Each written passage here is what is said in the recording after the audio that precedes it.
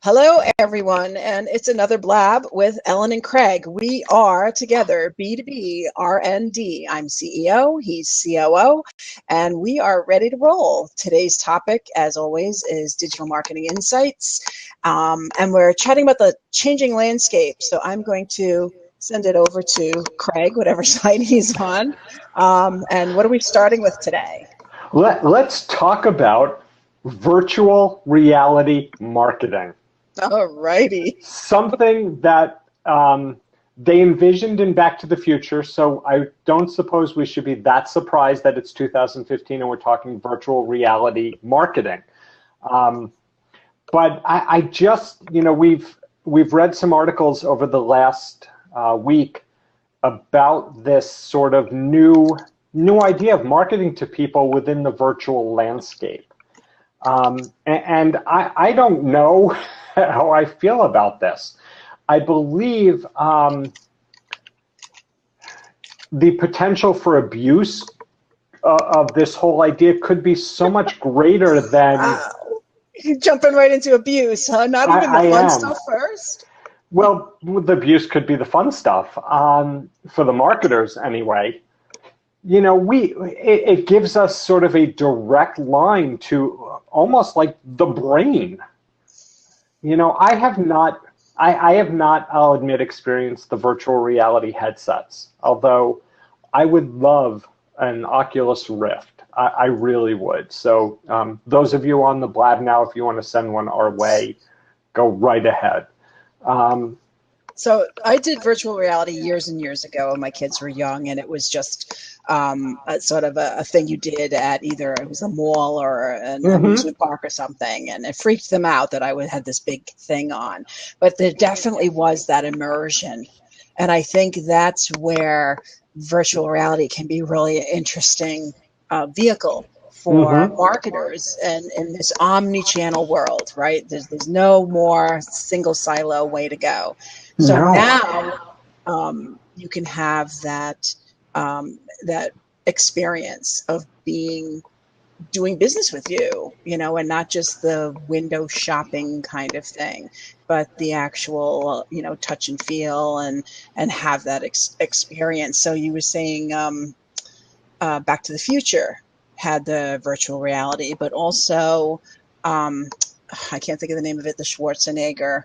Total Recall. Total Recall, but also the one with Tom Cruise and the precogs. Minority Report, right? Where he's going through the subway and the advertising is sort of changing, and just that availability to be with you where you go, or to encompass your whole all your senses. For some businesses is going to be a fantastic way to market, because you get that try before you buy. Absolutely, but is that? I think there's two issues there. I love the idea of try before I buy. If I could actually virtually try on clothing and see how it fits, or virtually drive a car and see what it feels to experience it in that surroundings, I think that's great. But to me, that's different than the marketing. And we talk and have talked a lot about products finding us nowadays. So when we're searching online or viewing things, we're seeing things that we've searched for previously. Now we take that to an immersive experience, and that I'm going to now see ads because I searched for, I don't know, I'm trying to think of something I searched for recently and can't. So all of a sudden you're going to see the ads right there.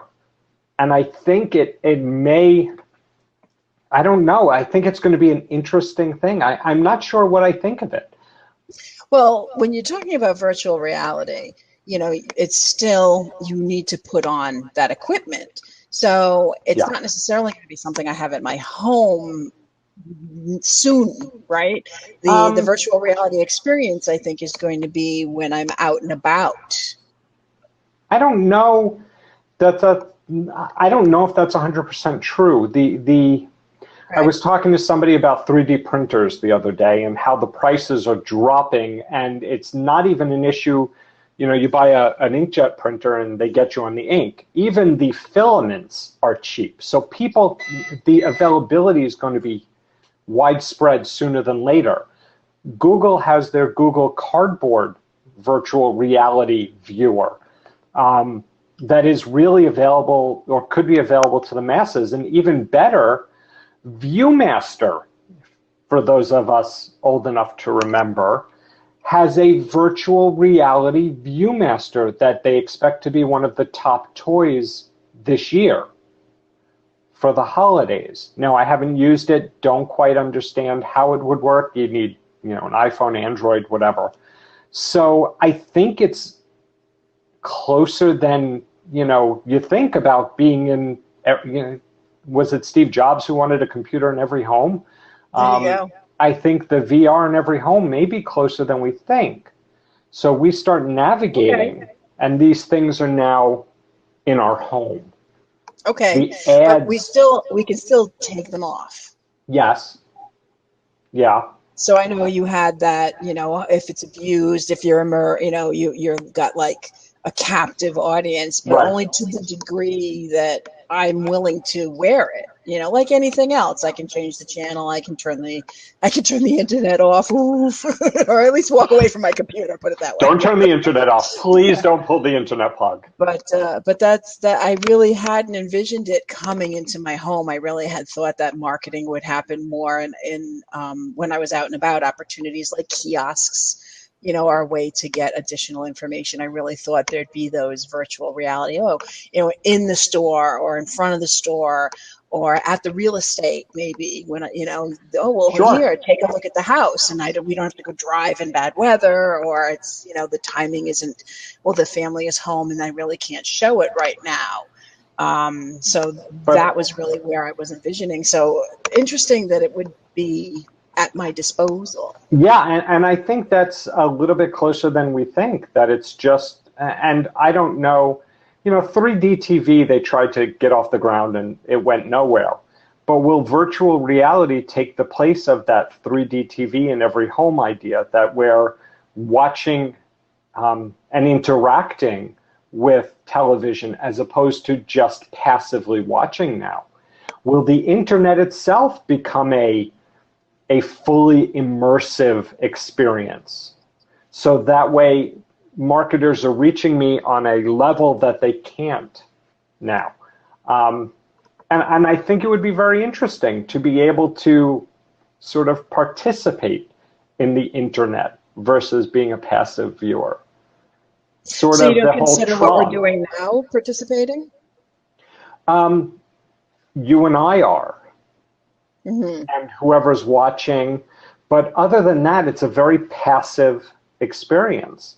If somebody watches this tomorrow, there's not conversation, they can't participate. So it becomes a passive, it goes from active to passive. Virtual reality, I don't see how it could go passive. You can't put, in my mind, a headset on and just be a passive experience. No, it's not meant to be. Right. So I think it would be very interesting for us to be able to connect, and I sort of got caught here because I'm watching, I just clicked the tell a little bird, as I do sometimes when we're talking, and what it did now is it recorded a GIF or GIF of us talking and is going to include that within the tweet. I think, yeah, I'm sorry, it threw me off.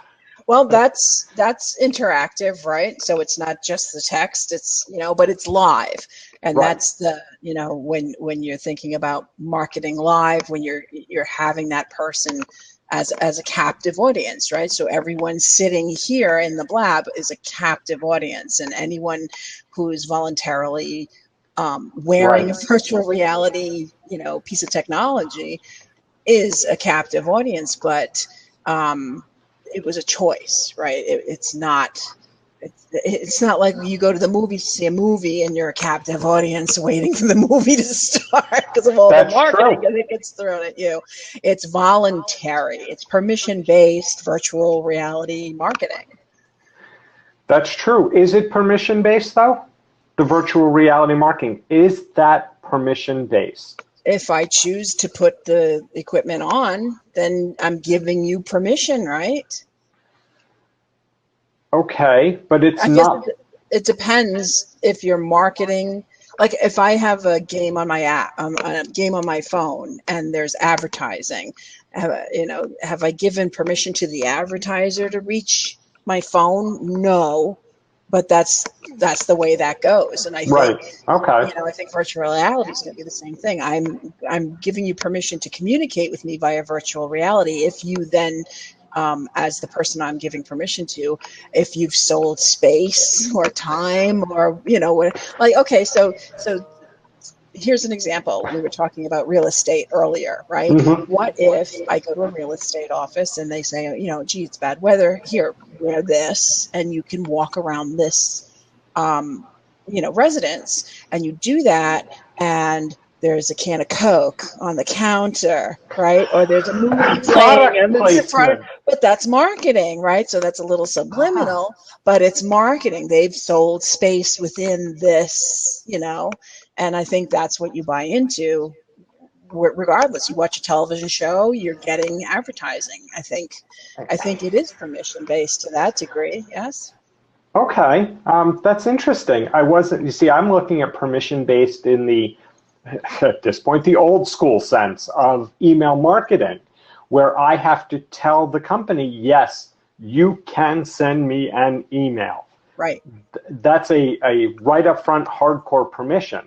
Right. You're right. I don't tell in the apps I have, I don't say to these advertisers, you can market to me. But now I guess I see a delineation between the app marketing and the virtual reality marketing. That seems to me a much more personal. Really? Yeah. Because my phone is with me all the time. There is nothing more personal than my phone. Virtual reality, maybe it's going to become that personal as well. Yeah, and that's true. Yes, my phone is with me almost all day. So you're right, there is no more personal a device. And I can stop playing the app if I so choose. But with an app, I can actually enable it so that it'll only work, the ads will only come if I'm on Wi-Fi, and then shut off Wi-Fi, so I'm not getting any ads. I can actually arrange it to not get any ads. Will we be able to do that with a virtual reality experience? I don't know that we'll be able to say, I want to experience my shopping trip virtually right now without those marketing messages. Okay, so the shopping trip itself is marketing. So now we're talking about, I guess we haven't really defined what marketing on virtual reality is. That's true. Is it where you suggested earlier, driving a car, test driving a car. So if you're at the dealership, you put this on. If I'm at the realtor, I'm putting this on. This is a way for them to market. This is another tool for them to market. But if you take the virtual reality experience that I'm having with the real estate or the auto dealership, and you add that third party that they're able to market while those people are delivering this virtual reality experience, that's where we get into the how much. But I think permission is I put it on, it's permission. I turn on my TV, it's permission. Okay, I see exactly what you're saying. I'm going to take it a step further though. And I'm going to say that, the auto buying example, I'm in my home. I'm not at the dealership. I'm in my home, and through the virtual headset, I'm having a conversation with my salesman at the dealership and taking a virtual test drive. This is a private experience that's now subject to marketing. So I'm driving my Toyota virtually, and now I'm seeing ads for Mazda. And well, that wouldn't happen because you're virtual. Well, that shouldn't happen. Okay, like going on YouTube. If I go on YouTube and I'm watching any video of a certain topic, then YouTube is going to try to match an appropriate ad. Right. And how often does a competitor ad come up? Exactly. So potential is there, I guess. Yeah, so I think that's interesting. It's going to open a whole new set of fun for marketers. It's a whole new audience that we could potentially reach. It's a whole new avenue that they can potentially reach. And it will open, all kinds of privacy discussions, I think, as things evolve. People right now, I get a lot of, I don't want to be on Facebook because they know everything. Or I don't use Google because they know everything. Okay, I don't know anybody who really says that, but it's that kind of, everything we do is logged somewhere. So will this just give, will it become something we just accept, or will people? Well, what kind of information is going to, what's different on virtual reality that isn't already being logged? If everything I do is being logged, then if I show up at a dealer, my email address or my phone GPS shows I went to the dealer, then someone out there knows I might be shopping for a car. That's true. Very good point. But I'm not sure that data itself is readily available to the majority of people. But if we do it virtually on the computer, if you go to the dealership and give them your email address, even if you check in, that may not be data that's accessible to the average marketer. But if you do it virtually, Google knows if I, search for Toyota or whatever. So it's sort of a little bit more access directly to our histories, is what I'm thinking. Well, that's happening on the internet already. Yeah, that's true. That's true. So the question is, virtual reality opens up a new way to communicate, right? Virtual reality marketing will be more immersive. It will give us a better experience from the marketer as to their product or to a conversation with them, or maybe, like you said, maybe speaking with a salesperson one step further than just doing a Skype, right? Where, okay, I can't you and hear you. In a virtual reality, I can physically shake your hand, or you can show me more about a product. But where is that line between privacy and, the stuff that's already available about me? How much does the marketer gain from a virtual reality campaign over and above what they're already getting from every other kind of campaign out there? Yep, we've got a request for a seat. Yay. Open conversation. So we'll hopefully have no issues with this one. Yeah. Sometimes you have the audio video problems that are just so enjoyable from a technology standpoint. Ah, we're here. Okay. We can see you. Welcome. But we can't hear you. All right. Ooh. Okay. So if that gets rolling, then we'll have another person ready to join the conversation. We have one more seat open. And we're chatting about, right now we're chatting about virtual reality being one of the newer things or newer tools for marketers. The topic is the changing landscape, and pick a topic and it's changing, just about anything else is changing, from YouTube going to, pay to play, to LinkedIn going all private, to advertising having carousels and lots of MarTech stuff, integration, and just data being housed everywhere for everyone to know every step we're taking. So, which comes back to the whole, there is no privacy. So virtual or not, it really doesn't matter. And I'm not a big anti or pro-privacy, anti-privacy person to begin with. I check in at places I go to, share that stuff. Facebook, Twitter, doesn't faze me at all. And so let's chat a little bit about that. So, moving off the whole, privacy and where everyone stands on that. There just isn't much privacy out there anymore. Anyway, the gathering of this data, and so if the changing landscape becomes more targeted, the more we know, the better we can send the right message. Oh, absolutely. And it's more beneficial, I think, for the end user.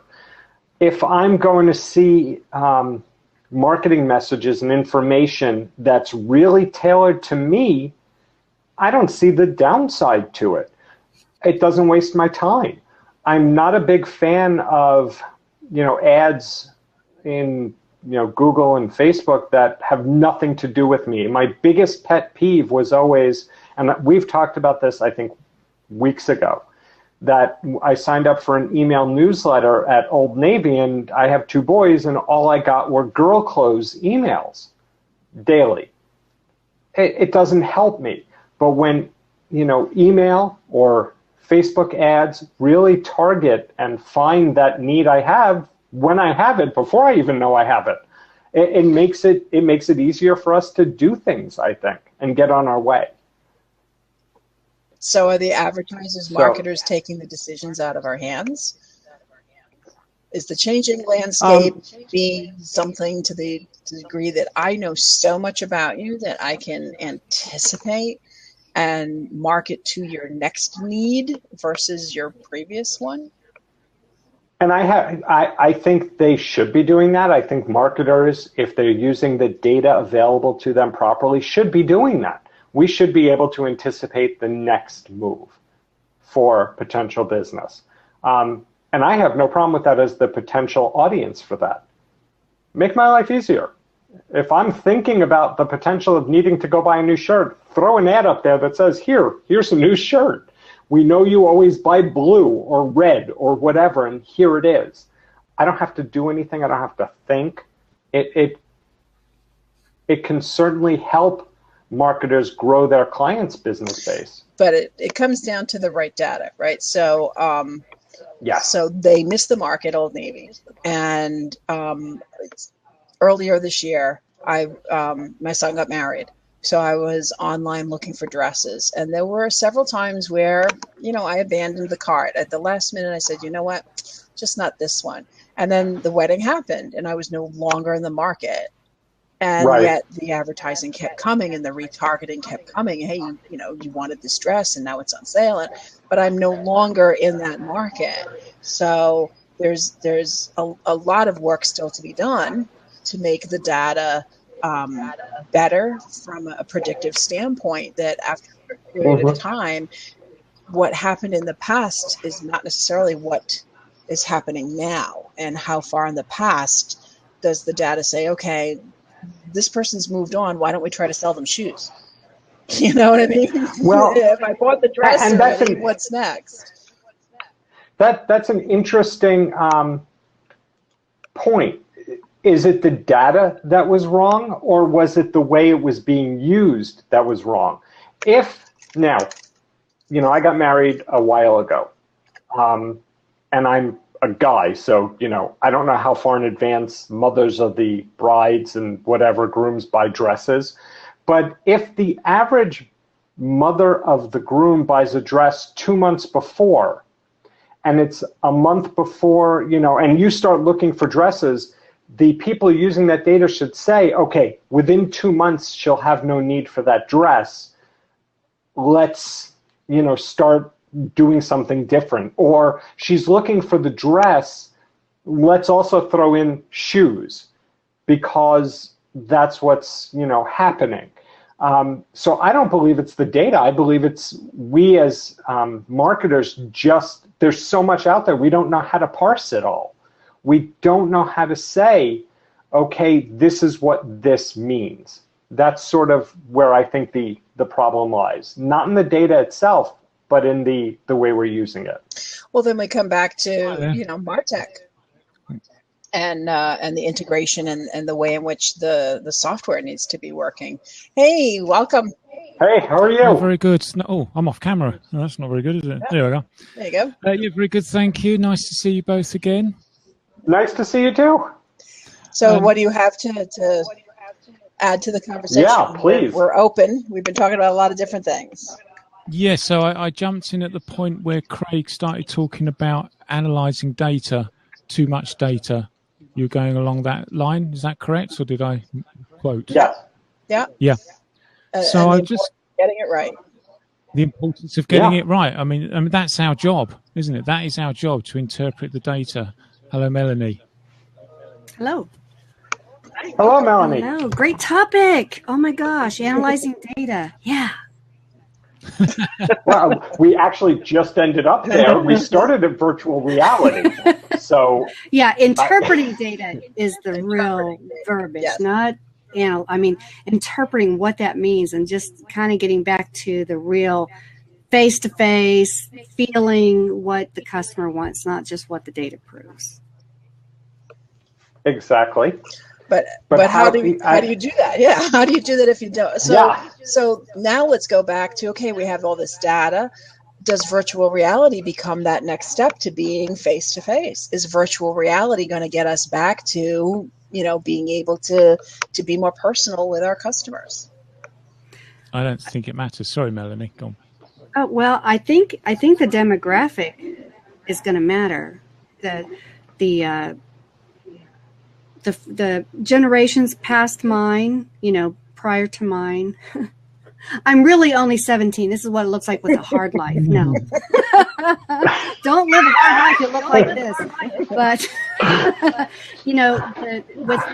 with the and they hate being called millennials, but with people of that particular age group and mindset and how they really expect to have interaction now virtually, that will help. But if we're talking to someone who, if we're trying to reach the customer who is 65 and older than that, they won't be comfortable. It's not their way to communicate. Yeah. That's true. That's true of any marketing strategy, right? Is understanding the audience and using the best tool to reach out to them. But I wonder, because there are so many, I think, people on that 65 and older that started to embrace technology as a way to communicate with grandchildren. Yes. That if the grandchildren bring the virtual reality into the house, is it something that might be adopted by them because it's there? Ah. Yeah, that's interesting. Once they realize the ease of use, they'll do it. But if it's too complex, the complexity, if it's more complex than working your TV remote, then they won't do it. And I will say this and deny it forever. But my father is 72, and he's got an iPhone, but the TV remote does give him some pause sometimes. So even if it was simple, I think he's got that typical, well, I don't want to say typical, it may not be fair, that attitude that you can't teach him something new.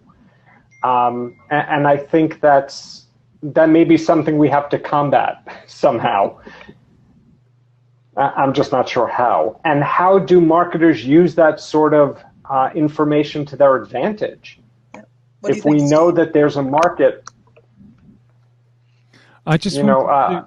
Sorry, Craig, you haven't finished. No, please. Well, in respect to the point that I jumped in, I just wanted to get it all the way back to marketing being salesmanship in print, that original principle. So whether the print is a written blog, video, live streaming, or whatever, the process is understand the pain, the problem that you've got to solve. Get inside the mindset of your audience and give them exactly what they were asking for in the first place. If you stick to those principles, regardless of whatever technology is doing at that moment in time, you should be able to convert. Yeah, absolutely. Strategy has to stay the same as it's been, and you're absolutely right. And so how do you bring the new tools in, right? The new relatively new word is omni-channel, right? You can't just be doing one thing anymore, whether it's print, online, website, email, social media. I mean, the list goes on.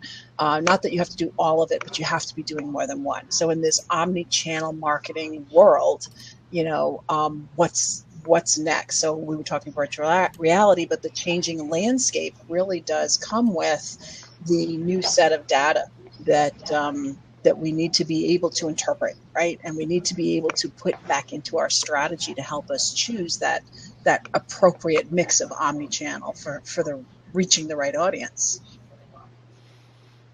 I'd like to make. And I think it's in. Sorry, Craig. I'm sorry. We keep talking. I feel bad, Steve. I'm sorry. No, I don't want to hog it. I think it's the interpreting of the data, like Melanie said, that helps us really overcome any issues in deciding what parts and what channels to go look at. I think we all need to, I think marketers really need to embrace the idea of learning how to interpret the data. And I don't know that they are yet. I don't know.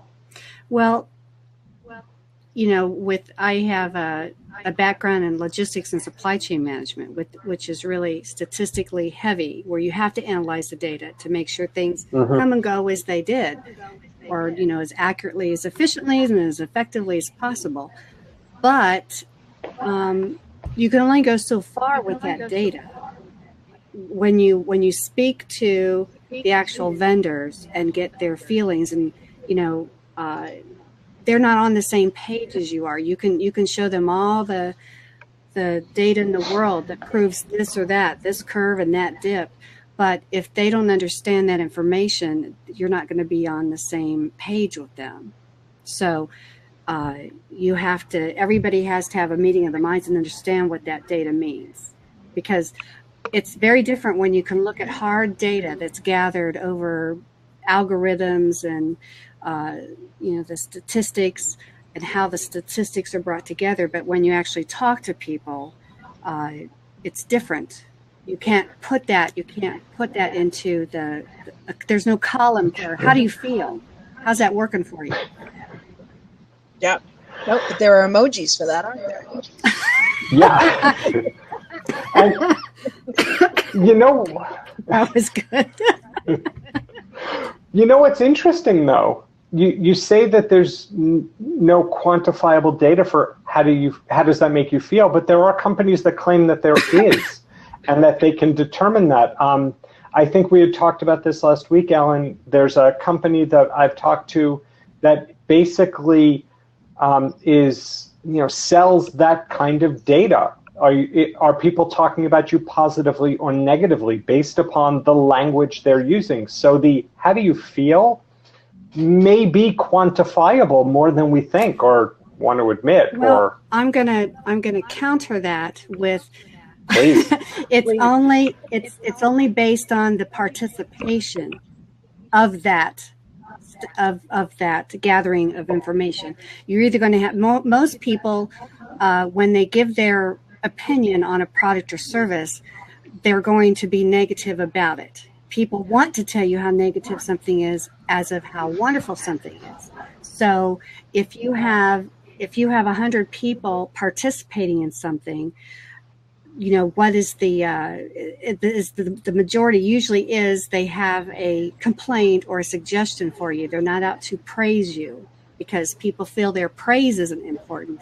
Their feedback of, maybe, what if they tag it as negativity or not quite satisfied. It depends on the participation of that. Okay. That's what I observe. Like if you go on, that's why some of these, like Yelp, places like that, where people were, because it's so skewed that more negativity was coming in, that they found it reasonable to purchase positive reviews. And that's because it was skewed, because more people participating in that were providing negative feedback rather than positive. That's my viewpoint of it. That's interesting. So you talked about Yelp, which is a review site, right? So people are engaged in feedback there. That's the whole purpose of that site. Mm-hmm. But if you look at social media in general, where sometimes it's just a conversation, so you may get that positive. You may, I mean, certainly I had an experience with a company and I was not happy with the person on the phone and went to Twitter Mm-hmm. and was unhappy enough to get the attention. But because I'm in this industry, when they solved the problem, I went back to Twitter Mm-hmm. Right.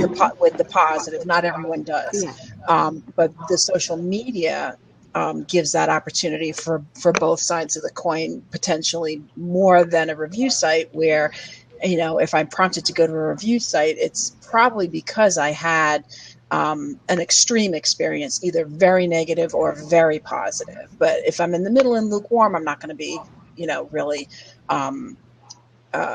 engaged to do that. But if someone's having a conversation on social media, I may jump in with my experience. So I think it's, yes, the participant, the level of participation is going to be crucial. But I think if the data is being able to be attributed individually, as opposed to the overall, oh, well, everyone's saying negative things, you know, just because there are more negative than positive, then the data needs to be more granular, so that the message isn't, your marketing message is more targeted. So those that are in your database that had a more negative feel may get a different message than those that had a more positive feel. Sure. Do you think you should put equal weight or value on people's opinions over the hard data? I mean, Yes, I think perception is reality. So data is great, and you can stand up, like you said, all day with charts and things like that. But if I'm not buying in because for whatever reason, and it could be something other than your organization, it could be my general. I was at an event last week and I asked a question, and the response was the opposite of what I expected. So I didn't believe them.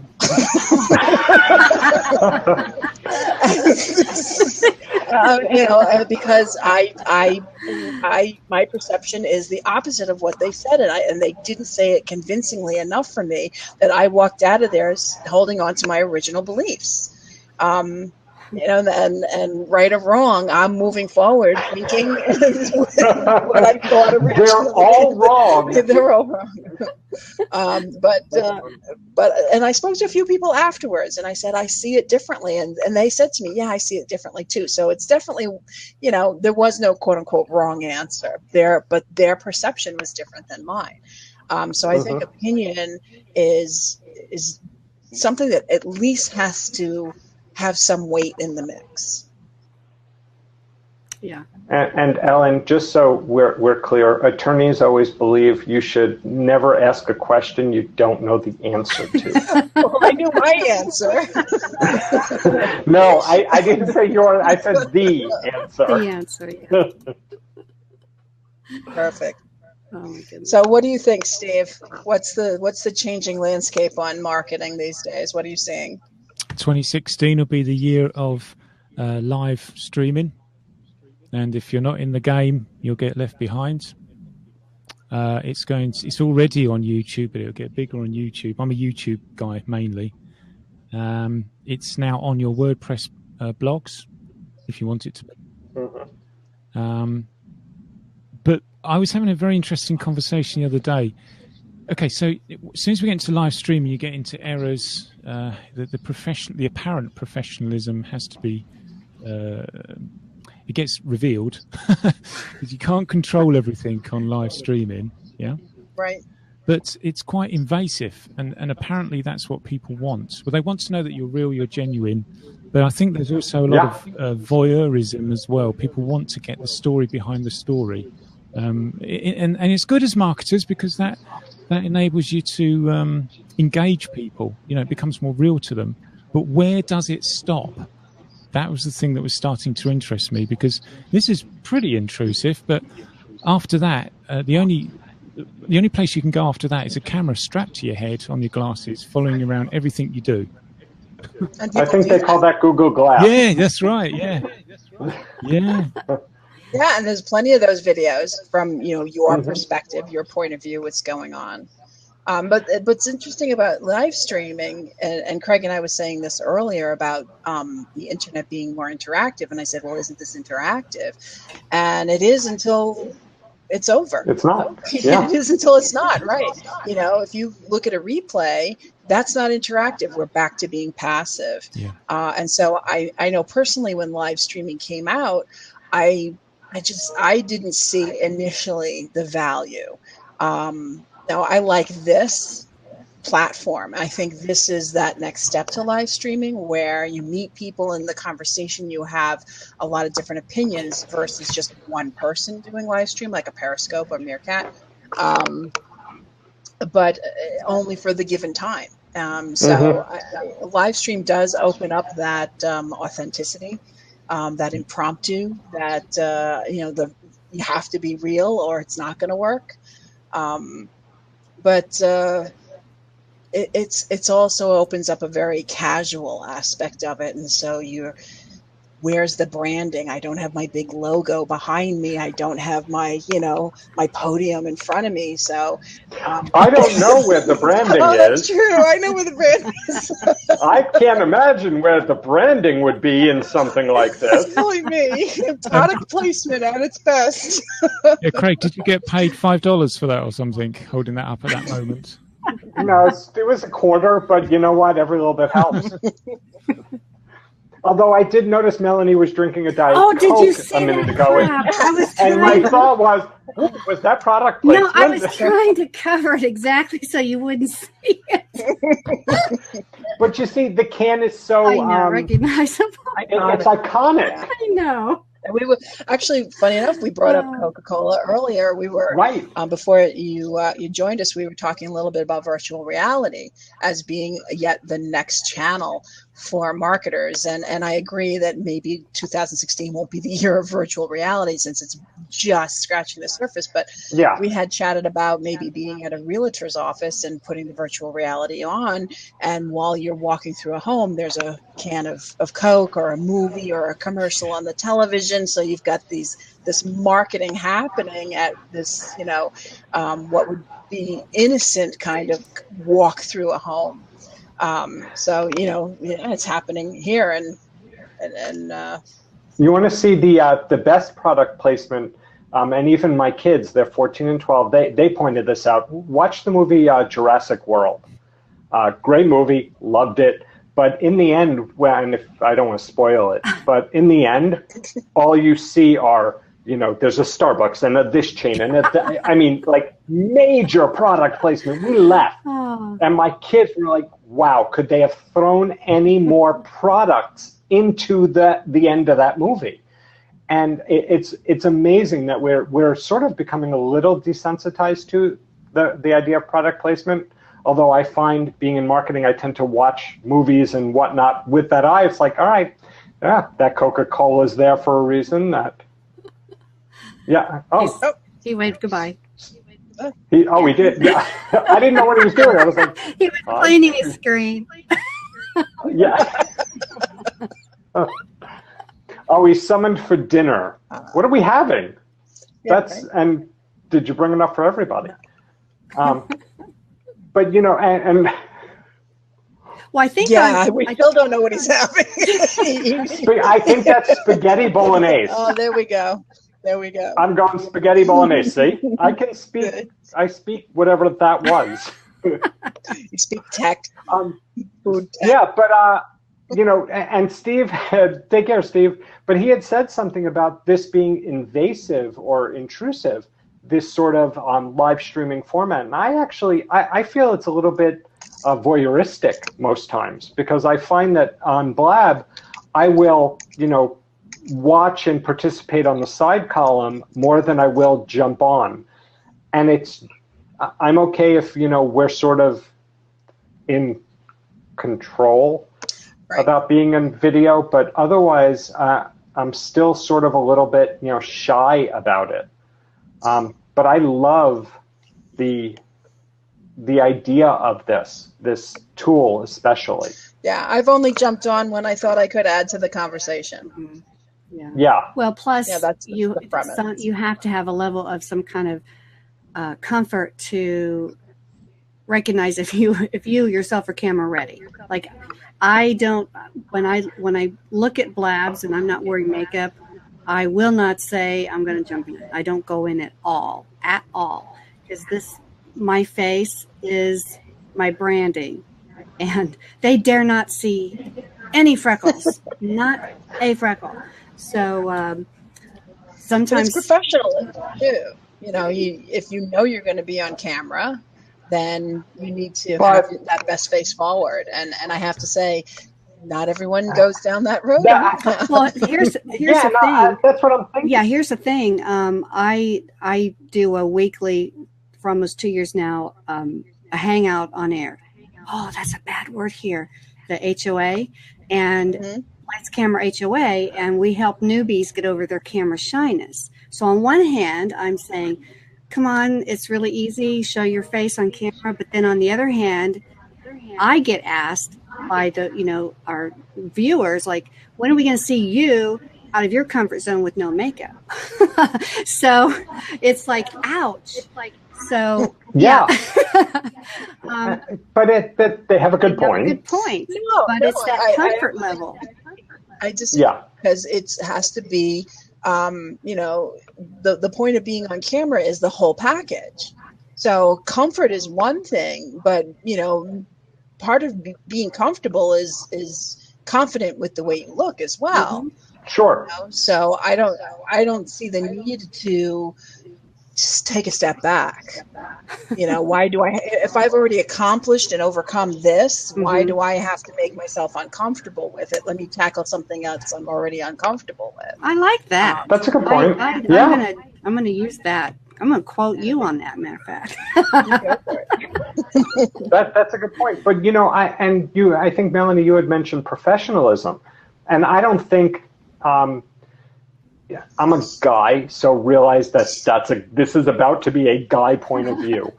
But to me, it's not the makeup that makes professionalism. It's the not, looking, and we've seen this, somebody actually once came onto the Blab, or, and it looked like they were sitting on their couch in their, undershirt. And I don't think it was one of ours, Ellen. It was one of the other ones I was watching. And I'm like, I cannot have an intelligent conversation with that person about any topic other than when they get maybe, dressed. yeah. Unless it was a pajama party, Well, yes, okay. But you know what? I have to be honest with you. Even my kid, we never participated in the whole pajama day at school. you don't leave the house in pajamas. So, no, even then. So, I always yes, it's a boring blue shirt, but it's professional looking enough.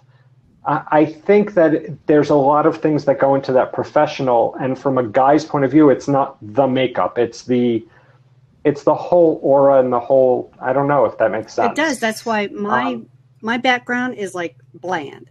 Before this, I had just wooden slats, because I want to appear in the best lighting I can. So I want to have a neutral tone so my skin looks natural, even though it's got makeup on it.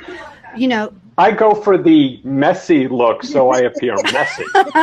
Well, yeah, if I took my camera off and showed you my actual office surrounding, you would say, how does she function like that?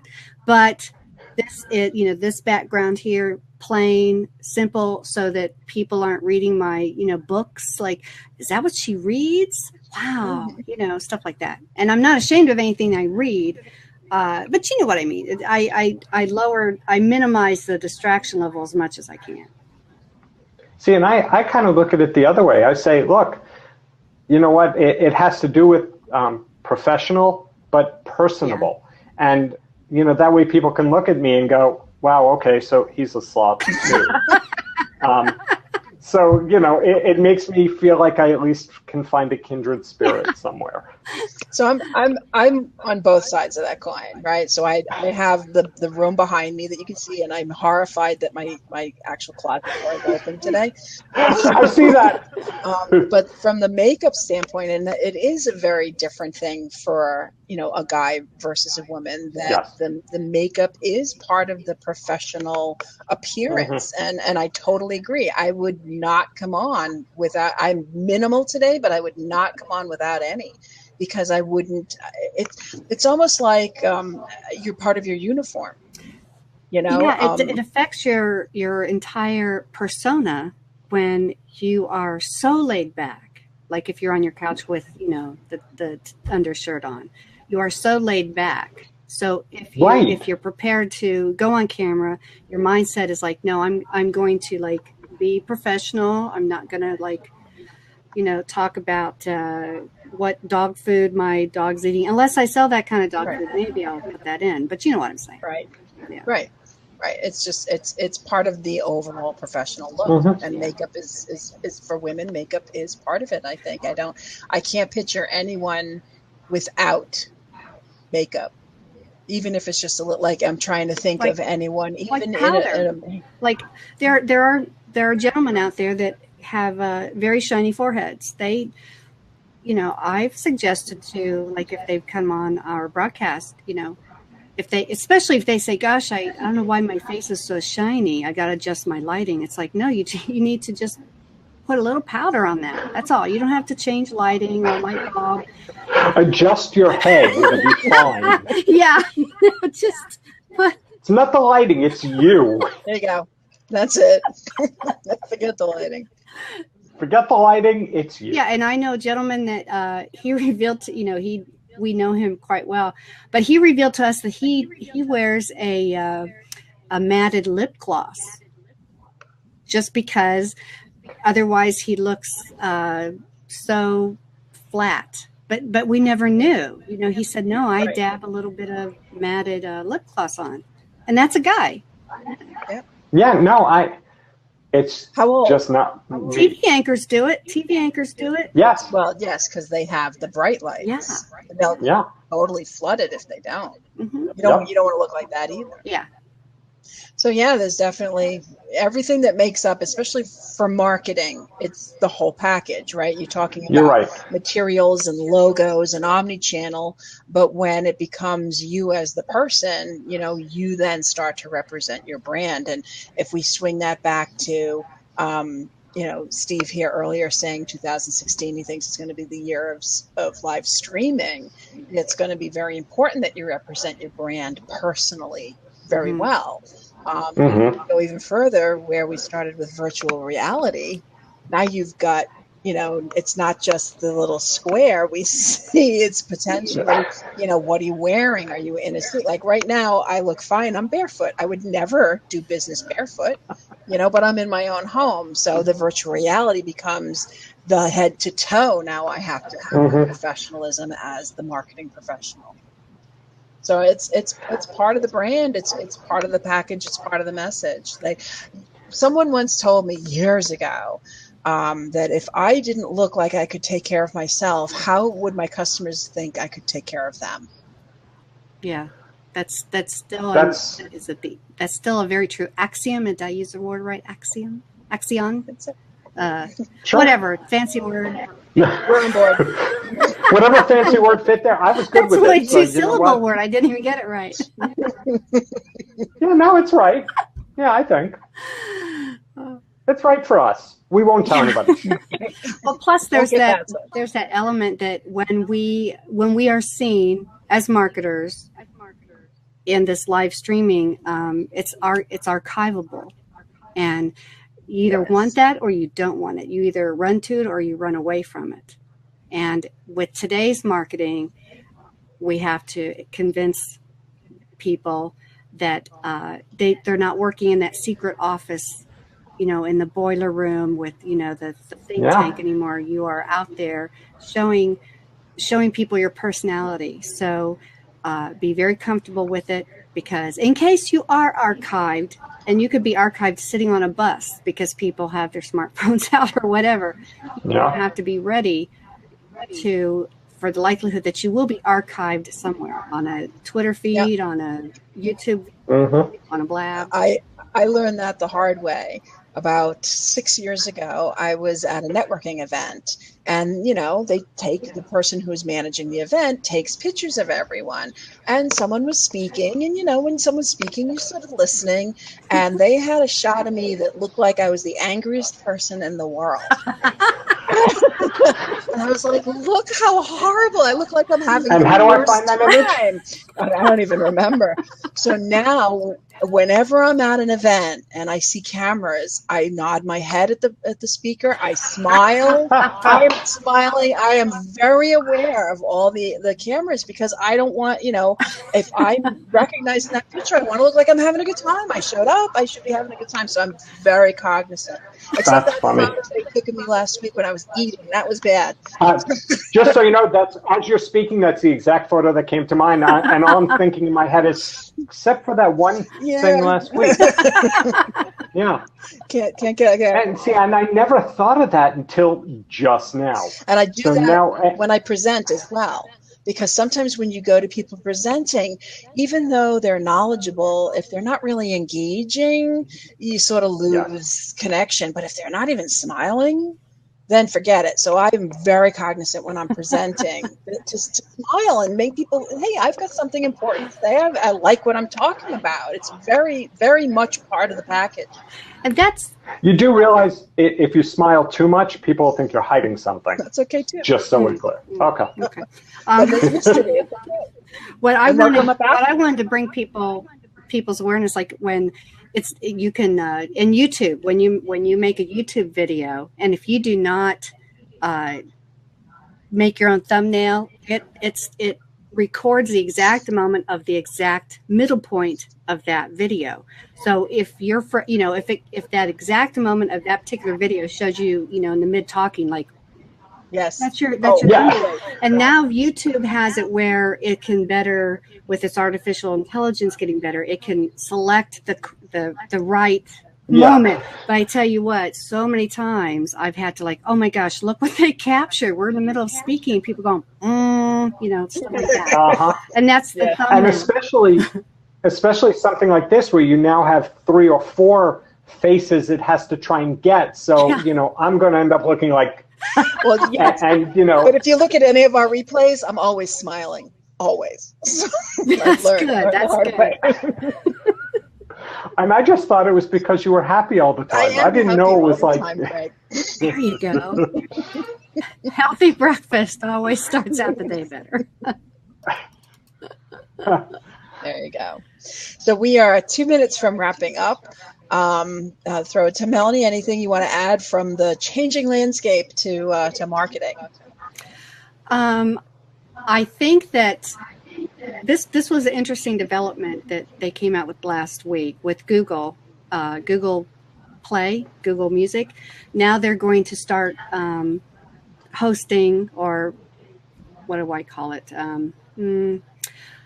They're going to be on the podcasting platform, which is very interesting. I saw that. So we have on one hand where people say it's going to be video. Now we have more things that are promoting the podcasting, just like Blab. When after you record your Blab, they're going to send it to you in 2 formats: the MP3, which is the audio that you can make a podcast out of, or the MP4. So when people think that podcasting has gone on the wayside, when Google and all these other places are, with Blab and Google, just 2 examples, when they are making it easier for people to use the audio file for podcasting, that's a big hint that you shouldn't forget about that. So I think that should be part of the element. That's a good point. And I think there's a bunch of people on a podcasting cruise right now, if I'm not mistaken. People like Jared Easley and Chris Brogan. So I think podcasting will see a resurgence. I'll agree with you, Melanie, that I do think the minute Google does something, that it'll see a resurgence. I think mobile is driving the podcasting as well. It could be. we can't always watch. We can't always be, in front of the computer. So great content can be audio just as easily. So there you go. We're wrapping that up. So it's 1:00 and we're at the top of the hour. And thank you, Melanie, for joining us. Thank you, Steve, for joining us earlier. And I'm Ellen Williams, CEO of B2B R&D, and I'm okay. See, and I'm on this side. Yeah, and I'm Craig Yaris, COO of B2B R&D. And we are here every week. So come check out our profile, and hopefully we'll see you next week. Thank you very much, you guys. Thanks. Thanks, Melanie. We appreciate it. Bye-bye now. Bye.